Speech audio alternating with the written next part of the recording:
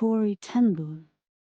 Corrie ten Boom was born in Holland in 1892, the youngest child in a loving Christian family, whose hearts, hands, and home were always open to anyone in need. As she grew older, it was only natural that Corrie also reached out to those around her. In addition to working in her father's watch repair shop, she started Christian clubs for girls, worked with the mentally retarded, helped care for foster children, and taught Bible lessons in the schools. After Germany invaded Holland in World War II, helping the people who needed her aid became very dangerous. Germany's cruel dictator, Adolf Hitler, sent soldiers to Holland to round up all the Jewish people and take them to prison camps, where they were later killed by the millions. Anyone found helping the Jews could suffer the same fate. But Corrie and her family could not turn their backs on people in need. They became part of the Dutch underground movement, which hid Jews and helped them escape to safer places. The ten Booms built a secret room in their home with a hidden panel to open it. They put in an alarm system so that they could quickly buzz a warning throughout the house. They also had the Jews, who stayed with them, practice disappearing quickly into the secret room. Corrie and her team of 80 workers helped hundreds of Jews escape before a fellow Dutchman turned them in to the Germans. On February 28, 1944, German soldiers stormed into the ten Boom home. One of them asked Corrie where they were hiding the Jews. When she didn't answer, he slapped her again and again. She and her family were arrested and taken to different prison camps. Her father was quite old, died 10 days later. After 3 months, Corrie was moved to Ravensbrück, a well-known death camp for women. There she was reunited with her sister, Betsie. Ravensbrück was their worst nightmare come true. Long hours of very hard work, crowded, rat-filled, unheated buildings, little food, and cruel guards.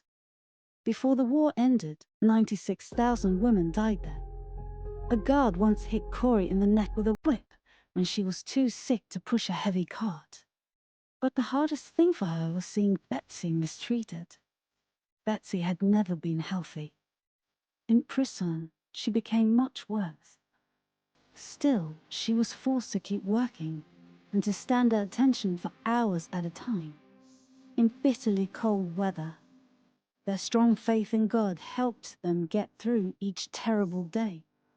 They lovingly reached out to the other women, encouraged them to trust God, and prayed together. Even in that awful place, they felt God's love. In fact, Betsie told Corrie that they would travel all over after they got out, telling people that no place on earth is so dark that God's love cannot shine into it. She also hoped to start homes in Holland and Germany, where people broken by the war could heal. Betsie never saw her dreams come true. She died in prison. But Corrie went on to carry out her sister's wishes. Corrie was set free because of a typing error, which she said was a miracle. Shortly before the other women of her age were killed. After the war, she went to Germany. She spoke to large groups there, telling them about the hope God had given her, and how Jesus can help us forgive our enemies and even love them.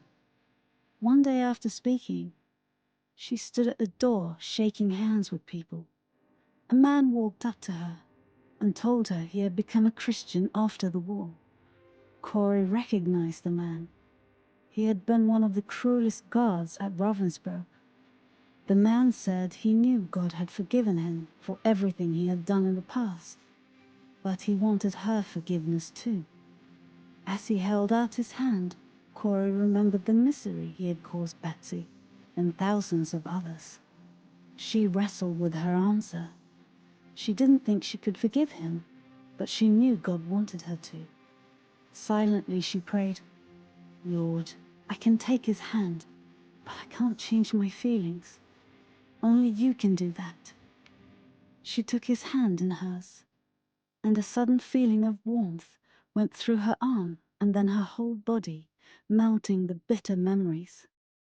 With tears in her eyes, she told the man who had once tormented her, "I forgive you with all my heart."